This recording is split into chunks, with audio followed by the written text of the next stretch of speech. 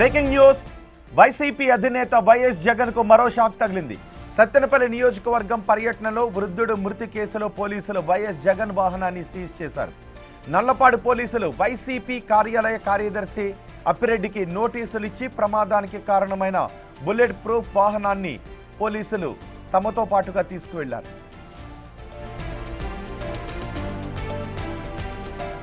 సింగయ్య మృతి కేసులో వైఎస్ జగన్ పై పోలీసులు కేసు నమోదు చేశారు.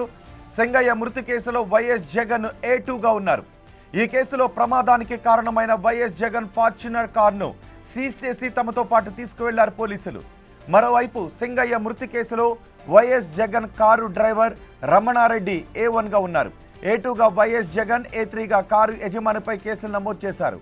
ఈ ఫార్చునర్ కారును వైసీపీ పేరుతో కొనుగోలు చేసినట్టుగా తెలుస్తోంది.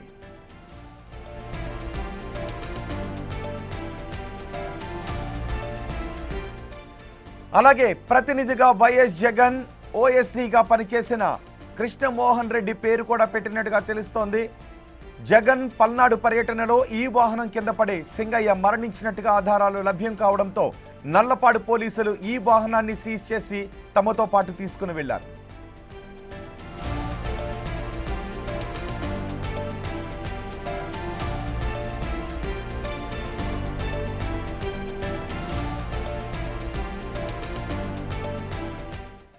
ఇప్పటికే ఈ కేసులో జగన్ని A2గా చేర్చారు. ఇప్పుడు జగన్ వాహనాన్ని కూడా సీజ్ చేసి తీసుకువెళ్లారు. ఈ నేపథ్యంలో ఈ కేసులో ఇంకా ఎటువంటి పరిణామాలు చోటు చేసుకోబోతున్నాయి, పోలీసులు ఏం చేయబోతున్నారు అన్న దానిపై చర్చ జరుగుతోంది. దీనిపై పూర్తి సమాచారం అందించడానికి మా ప్రతినిధి సాయి శంకర్ అందుబాటులో ఉన్నారు. సాయి శంకర్, జగన్ వాహనాన్ని కూడా సీజ్ చేసి తీసుకువెళ్లడంపై వైసీపీ నేతల రియాక్షన్స్ ఏంటి? ఈ కేసులో పోలీసులు ముందు ఏం చేయబోతున్నారు? ప్రధానంగా సింగయ్య మృతికి కారణమైనటువంటి వాహనం ఏదైతే ఆ రోజు ప్రమాదంలో ఉన్నటువంటి వాహనాన్ని నిన్న నల్లపాడు పోలీసులు తాడేపల్లి ఏదైతే వైఎస్ఆర్సీపీ పార్టీ ఆఫీసు దగ్గరికి వెళ్ళడం జరిగింది. అక్కడ కార్యాలయానికి సంబంధించినటువంటి పేరుతో ఆ వాహనం రిజిస్ట్రేషన్ అవ్వడంతో ఆ కార్యాలయ నిర్వాహకులుగా ఉన్నటువంటి అప్పిరెడ్డికి నోటీస్ ఇవ్వడం జరిగింది. ఆయనకి నోటీస్ ఇచ్చి ఆ వాహనాన్ని నల్లపాడు పోలీసులు నల్లపాడు పోలీస్ స్టేషన్కి తీసుకొని రావడం జరిగింది. అయితే ప్రధానంగా పోలీసులు ఈ వాహనాన్ని తీసుకొచ్చినటువంటి దానిపైన మాత్రం వాళ్ళు ఒక అంశాన్ని చెప్తున్నారు. దానికి సంబంధించినటువంటి కండిషన్ కానీ ఆ రోజు ప్రమాదానికి గల కారణాలు, కారులో ఏదైనా లోపాలు ఉన్నాయా ఇలాంటివి గుర్తించాలంటే కంపల్సరీగా తీసుకొని వచ్చి మేము టెక్నికల్గా దానిపైన ఎవిడెన్స్ని క్రియేట్ చేసుకోవాలి. కోర్టులో సబ్మిట్ చేసిన తర్వాత కోర్టు నుంచి వాళ్ళు వాహనాన్ని పొందొచ్చు అనే విధంగా కూడా పోలీసులు అయితే ప్రస్తుతం చెప్తున్నటువంటి పరిస్థితి ఉంది. అయితే వైఎస్ఆర్సీపీ పార్టీకి సంబంధించినటువంటి శ్రేణులు మాత్రం దీనిని తీవ్రంగా ఖండిస్తున్నారు. కావాలని చెప్పి బుల్లెట్ ప్రూఫ్డ్ వాహనం అయినటువంటి వాహనాన్ని జగన్మోహన్ రెడ్డికి లేకుండా చేయాలనేటటువంటి ఉద్దేశంతోనే ఆ వాహనాన్ని పోలీసులు తీసుకువెళ్లారు. రేపటి నుంచి జగన్ పర్యటనలు కానీ జగన్ బయటికి రావాలంటే ఏ విధంగా రావాలి, Z+ సెక్యూరిటీ ఉన్నటువంటి జగన్మోహన్ రెడ్డికి భద్రత కల్పించడంలో పూర్తిగా రాష్ట్ర ప్రభుత్వం విఫలమవటమే కాకుండా ఇప్పుడు బుల్లెట్ ప్రూఫ్డ్ వాహనాన్ని కూడా తరలించేటటువంటి ప్రయత్నం చేశారు. మరి ఇప్పుడు రేపటి నుంచి ఎలాంటి వాహనంలో ఆయన వెళ్లాల్సినటువంటి పరిస్థితులు ఉంటాయనే విధంగా కూడా వైఎస్ఆర్సీపీ పార్టీ శ్రేణులు అయితే కూడా దీనిపైన ఆగ్రహాన్ని వ్యక్తం చేస్తున్నటువంటి పరిస్థితులు ఉన్నాయి. వాహనాన్ని తీసుకువెళ్ళడం పైన వాళ్ళైతే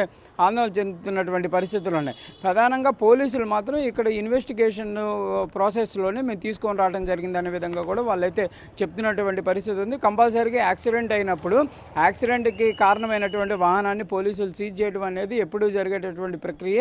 అందులో అది బుల్లెట్ ప్రూఫ్ వాహనం అవ్వచ్చు, లేకపోతే ఏది VIP వాహనం అవ్వచ్చు. కంపల్సరీగా ఒక ఎవిడెన్స్ అనేది కావాలన్నప్పుడు వాటిని తీసుకొని వెళ్ళి సీజ్ చేసి వాటి కోర్టు పరిధిలోకి సబ్మిట్ చేయాల్సినటువంటి బాధ్యత ఉంటుందనే విధంగా కూడా పోలీసులు చెప్తున్నారు. దీనికి సంబంధించినటువంటి కేసు ఇన్వెస్టిగేషన్లో భాగంగానే తెచ్చామంటున్నారు. మొత్తంగా అయితే మాత్రం ఇటు పోలీసులు ప్రమాదానికి గురైనప్పుడు ఆ వాహనాన్ని సీజ్ చేయడం, దాని కోర్టులో ప్రొడ్యూస్ చేయడం అనేది ఖచ్చితంగా ప్రొసీజర్లో భాగమే. సో కావాలని అనుకుంటే వైసీపీ కోర్టులో పిటిషన్ మూవ్ చేసుకొని మళ్ళీ ఆ వాహనాన్ని బయటకు తెచ్చుకునే అవకాశం ఉంటుంది. దానిపైన అటువంటి ప్రయత్నాలు ఏమన్నా చేస్తున్నారా? రెండు కార్యదర్శికి ఇచ్చిన నోటీసులు ఏం పేర్కొన్నారు? అంటే ప్రధానంగా కూడా కార్యదర్శికి ఎవరైతే లేళ్ల అప్పిరెడ్డికి ఇచ్చినటువంటి నోటీసులో పోలీసులు అయితే క్లియర్గా ఈ వాహనం పలానా 18వ తారీఖు జూన్ 18వ తారీఖు ఏదైతే లామ్ దగ్గర జరిగినటువంటి యాక్సిడెంట్లో ఈ వాహనం ఢీకొండి ఒక వ్యక్తి చనిపోవడం జరిగింది, పలానా నెంబర్ గల వాహనం, దానిని కంపల్సరీగా మేము టెస్ట్ చేయాల్సినటువంటి పరిస్థితులు ఉంటాయి, దాని కండిషన్ ఏంటి, అది ప్రభుత్వం ఆధ్వర్యంలో నడిచేటటువంటి డ్రైవర్ నడిపేటటువంటి వాహనం కాబట్టి కంపల్సరీగా దానిని మేము అన్ని రకాలుగా పరీక్షించాల్సినటువంటి పరిస్థితులు ఉంటాయి. దాంతోపాటు వాహనాన్ని కోర్టు పరిధిలో సబ్మిట్ చేయాలి, కోర్టు నుంచి మీరు పొందొచ్చు అనే విధంగా కూడా కార్యాలయానికి సంబంధించినటువంటి అప్పిరెడ్డికి అయితే పోలీసులు చెప్పినట్లు కూడా చెప్తున్నారు. కానీ వైఎస్ఆర్సీపీ పార్టీ ఎలాంటి నోటీస్ ఇచ్చారు ఏంటనే దానిపైన ఇప్పటివరకు అయితే క్లారిటీ ఇచ్చినటువంటి పరిస్థితి లేదు. ముందుగా జగన్మోహన్ రెడ్డికి సంబంధించినటువంటి నోటీసులు ఇచ్చారనే విధంగా కూడా మొదట అయితే చెప్పడం జరిగింది. కానీ తర్వాత వాహనానికి సంబంధించినటువంటి నోటీసులు కూడా ఇవ్వడం జరిగిందనే విధంగా అయితే ప్రస్తుతం మనకు తెలుస్తుంది. పోలీసుల నుంచే ఇదంతా కూడా తెలుస్తుంది. కానీ పార్టీకి సంబంధించినటువంటి నేతలు ఎవరు కూడా ఈ నోటీసులు ఎలాంటి నోటీసులు ఇచ్చారు, ఏమి ఇచ్చారు అనేది కూడా ఇప్పటివరకు అయితే అఫీషియల్గా ధృవీకరించినటువంటి పరిస్థితి అయితే లేదనే విధంగా చెప్పచ్చు. అయితే కాకపోతే ఇన్వెస్టిగేషన్ అనేది జరగాలంటే ప్రధానంగా వాహనం అనేది కంపల్సరీగా పోలీసులు అదుపులోకి తీసుకోవాల్సినటువంటి అంశం ఉంటుందనే విధంగా పోలీసు వర్గాలు చెప్తున్నారు. దాంతోపాటు ఏదైతే ఇన్వెస్టిగేషన్ గత 2 రోజులుగా కూడా ఆ వాహనాన్ని నడిపినటువంటి డ్రైవరు, అదేవిధంగా ఆ రోజు వాహన శ్రేణి ఏదైతే ఉందో ఆ వాహన శ్రేణిలో ఉన్నటువంటి డ్రైవర్లందరినీ కూడా పోలీసులు అయితే వాళ్ళైతే విచారిస్తున్నట్టు తెలుస్తుంది. ఎందుకంటే ఆ రోజు కండిషన్ ఏంటి, పరిస్థితి ఏంది, అసలు ఆ రోజు ఆ యాక్సిడెంట్ జరగడానికి ప్రమాదం ఏ విధంగా చోటు చేసుకుంది, బ్రేకులు అదుపులో లేకపోవటం వల్ల, లేకపోతే కారు అదుపులో లేకపోవటం వల్ల, క్రౌడ్ ఎక్కువగా రావటం వల్ల,